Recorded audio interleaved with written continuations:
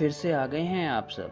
आ गए हैं तो सब्सक्राइब कर दीजिए चैनल को और बेल आइकन ज़रूर दबाएं। और आज का टॉपिक स्टार्ट करने से पहले बता दें कि ये जो है वो पार्ट 4 है वीडियो का। इससे पहले इस चैप्टर के 3 पार्ट अपलोड हो चुके हैं, वो आपको प्लेलिस्ट में मिल जाएंगे, उसको ज़रूर देखना क्योंकि उसके बाद प्रोसेस होता है।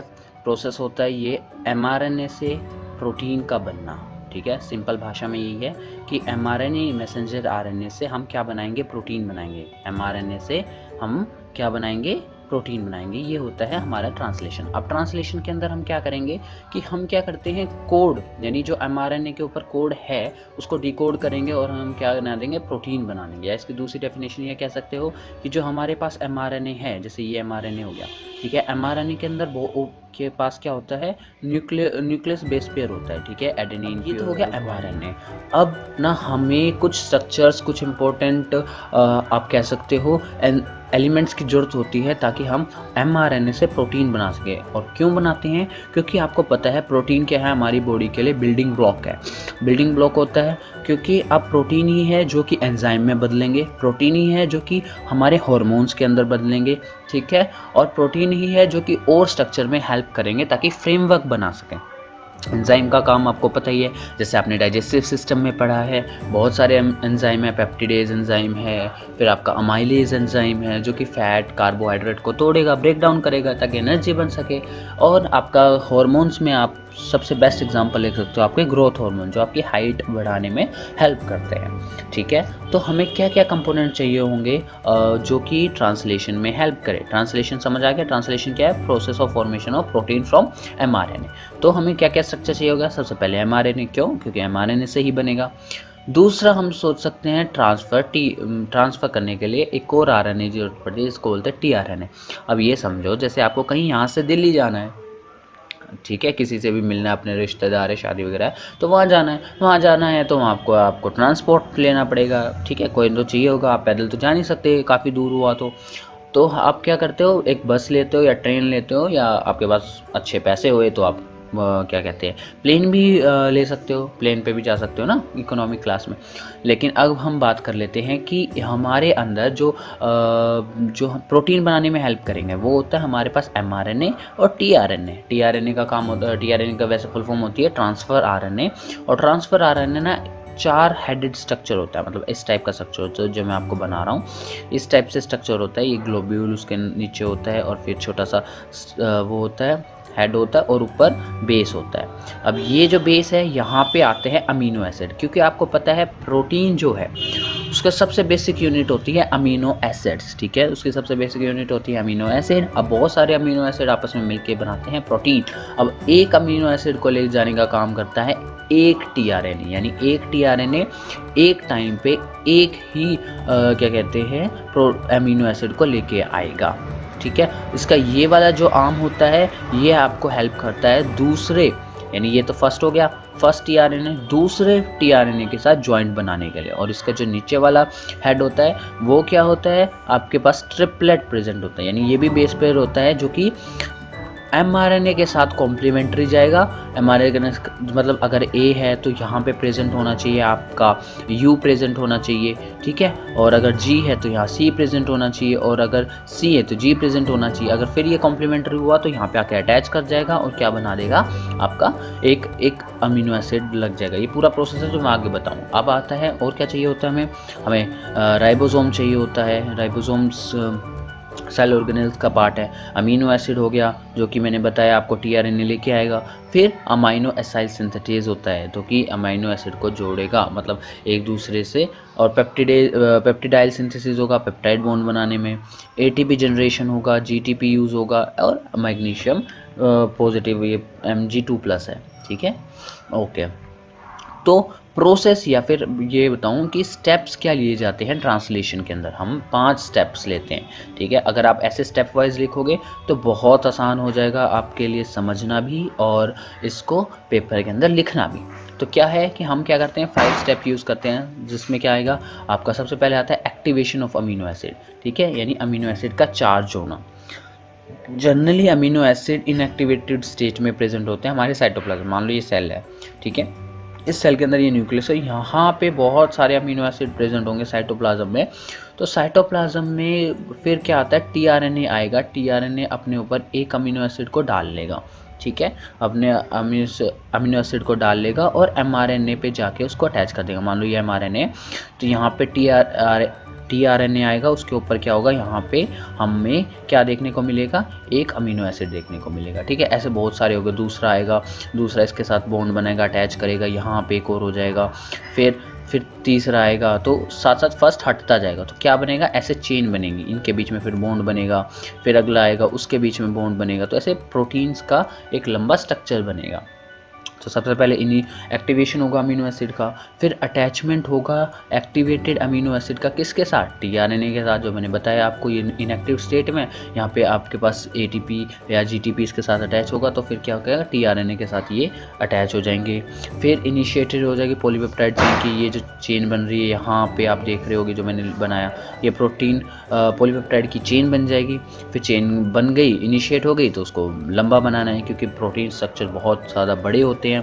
फिर आखिरी में आ जाएगा टर्मिनेशन। ये तो 3 स्टेप वो होते हैं, कॉमन होते हैं। अब ये समझो किसी भी काम को शुरू किया जाएगा, बढ़ाया जाएगा, फिर उसको ख़त्म किया जाएगा, तो इससे याद हो गया इनिशिएशन, इलोंगेशन और आपका टर्मिनेशन। इस ये क्या होता है, एक सीक्वेंस होता है अमीनो एसिड, एक स्पेसिफिक अमीनो एसिड है ना हमारी बॉडी के अंदर प्रेजेंट होता है, उसके ऊपर क्या हो जाता है कि कुछ एंजाइम, जैसे कि मैंने बताया था अमाइनो एसाइल, यहाँ पे आपको कंपोनेंट के अंदर बताया था कि हमें क्या चाहिए होता है, अमीनो एसाइल सिंथेटेज चाहिए होता है। यही एंजाइम है जो कि हेल्प करता है एक्टिवेशन में। कैसे हेल्प करेगा, ये specific amino acyl enzyme synthetase और एटीपी दोनों के दोनों क्या करेंगे, एडिनाइलेटेड एंजाइम कॉम्प्लेक्स बनाएंगे, ठीक है। यानी ये क्या करेंगे, जैसे यहाँ पे अमीनो एसिड है तो अमीनो एसिड पे जाके अटैच हो जाएंगे, ठीक है। यानी मान लो ये एक अमीनो एसिड है, ये एक अमीनो एसिड है, और एक अमीनो एसिड पे क्या हुआ, ये अमीनो एसिड, उसके ऊपर एंजाइम, उसके एंजाइम के ऊपर क्या आ जाएगा, ये एटीपी अटैच हो जाएगा। तो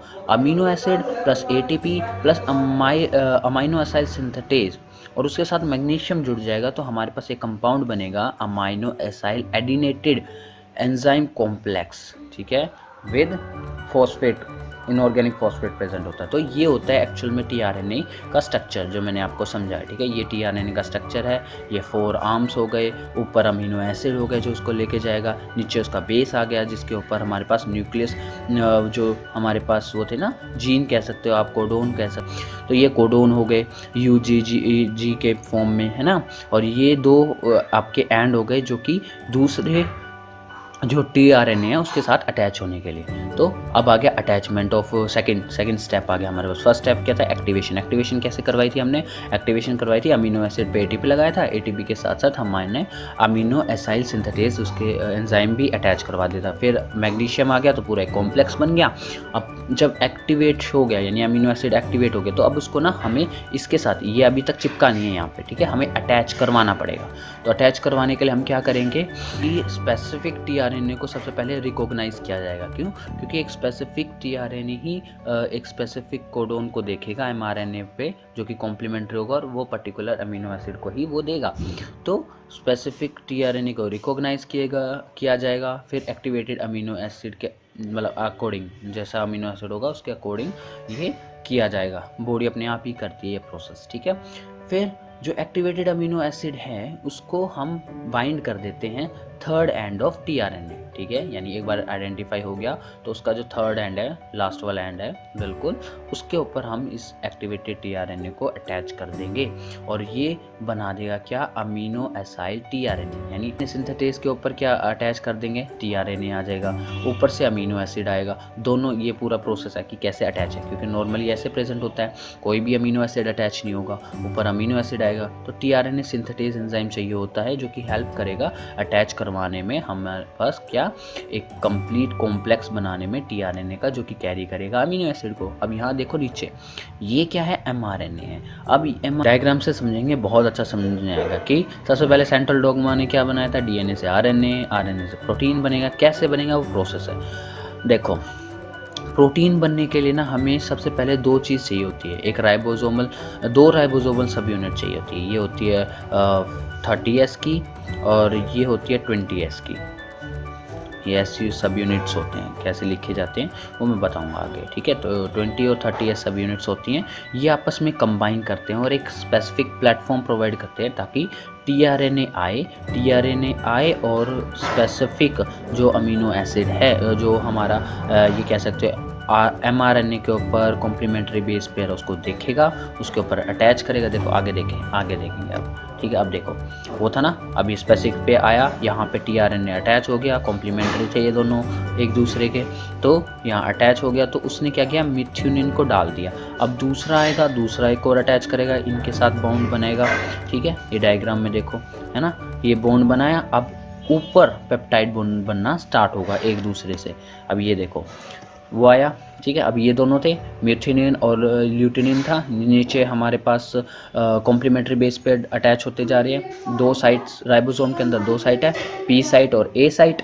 अब आगे क्या हुआ, आगे जैसे जैसे आरएनए या कह सकते हो राइबोसोम शिफ्ट होगा राइट की तरफ, तो राइबोसोम जब शिफ्ट हो रहा है राइट की तरफ, तो जैसे ही उसने मिथ्यूनिन को ल्यूटिनिन के साथ अटैच करवाया, तो अब टीआरएनए जो है वो रिलीज हो जाएगा अपनी पी साइड से। ये पी साइड थी, वो ए साइड है, ठीक है ना। तो अब क्या होगा कि जब राइबोसोम आगे की तरफ शिफ्ट होगा तो ल्यूटिनिन वाला जो है अब पी साइड पे आ जाएगा, ए साइड खाली रह जाएगी। अब ए साइड का जो कोडोन होगा नीचे वाला ये, क्योंकि अब ये आएगा ए साइड पे, ठीक है। जैसे जैसे हम आगे बढ़ेंगे तो ये अब ये आएगा ए साइड पे, तो ये ए साइड पे आएगा, तो इसका स्पेसिफिक जो कॉम्प्लीमेंट्री बेस पेयर वाला टीआरएनए होगा सिर्फ वही आकर अटैच करेगा और स्पेसिफिक अमीनो एसिड देगा, जैसे ग्लाइसिन, फिर ग्लाइसिन के साथ बॉन्ड बनाया जाएगा, ठीक है। तो ऐसे कर करके ना ये देख पा रहे होगे एक टर्मिनेशन प्रोसेस आता है। तो सबसे पहले एक बार इनकी डेफिनेशन के साथ पढ़ लेते हैं। क्या इलोंगेशन प्रोसेस, सबसे पहले इनिशिएशन में क्या है कि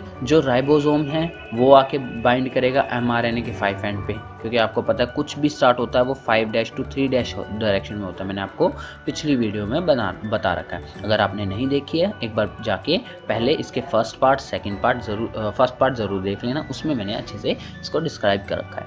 अब आगे चलते हैं। तो राइबोसोम जो होगा वो एमआरएनए के 5' पे बाइंड होगा। देखो यहाँ पे जैसे ये 5th एंड होता है, ठीक है, एमआरएनए का 5 एंड होगा, यहाँ पे आके ये अटैच हो गया राइबोसोम, टेल पे नहीं, ये 3 एंड है। 3 एंड क्या होता है, टेल का एंड होता है, वहाँ पे अटैच नहीं हुआ, ये है राइबोसोम। ये जो पूरा बड़ा स्ट्रक्चर है ये राइबोसोम है, ठीक है, आर से डिनोट कर रहा हूँ, ये राइबोसोम है।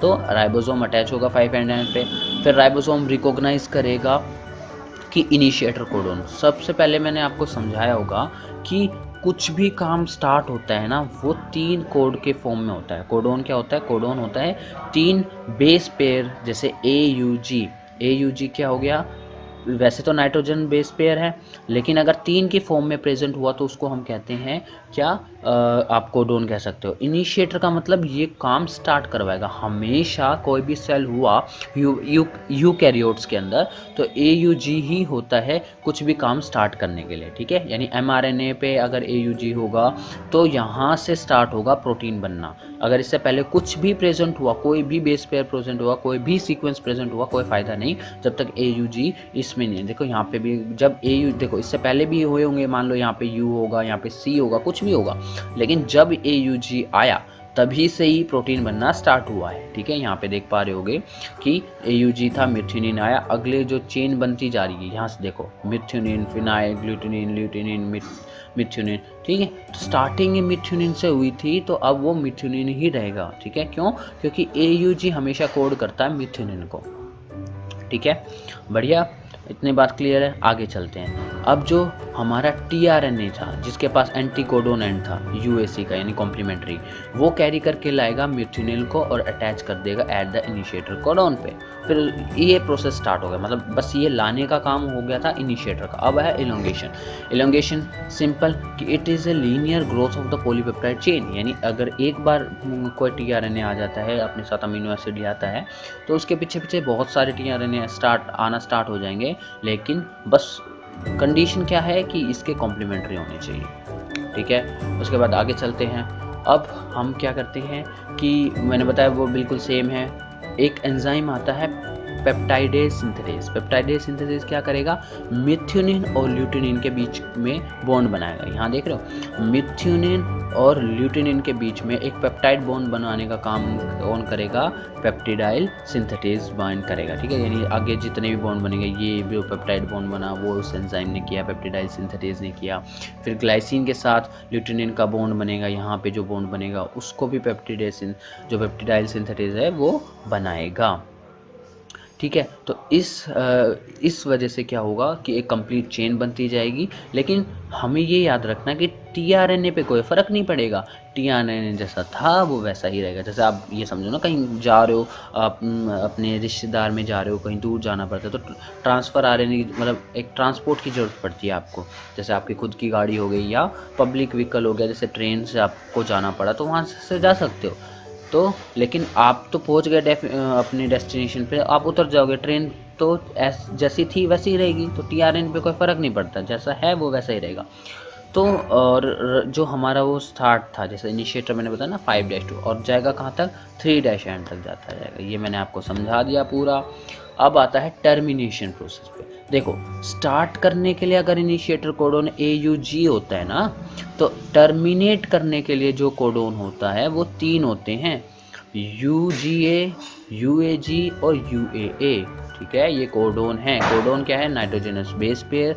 अगर 3 नाइट्रोजनस बेस पेयर एक साथ आते हैं तो उसको कोडोन कहते हैं। और UAA, UGA और UAG जो है आपके स्टॉप कोडोन कह सकते हैं। यानी इसके अगर ये प्रेजेंट हो गए तो इसके बाद प्रोसेस बनना खत्म हो जाएगा, स्टार्ट नहीं खत्म हो जाएगा।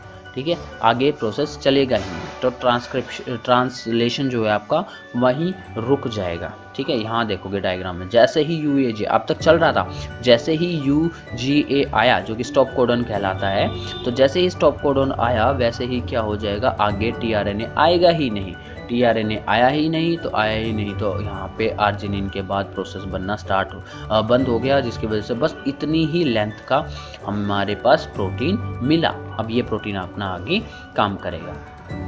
ठीक है, क्लियर है इतनी बात। जैसे ही आप ये देखोगे न्यू प्रोटीन बना, जैसे ही mRNA से प्रोटीन बना, टीआरएनए राइबोसोम, ये राइबोसोम है, राइबोसोम की बड़ी यूनिट है और ये छोटी यूनिट है राइबोसोम की, तो दोनों अलग हो जाएंगे। आरएनए जो हमारे पास टीआरएनए था वो अलग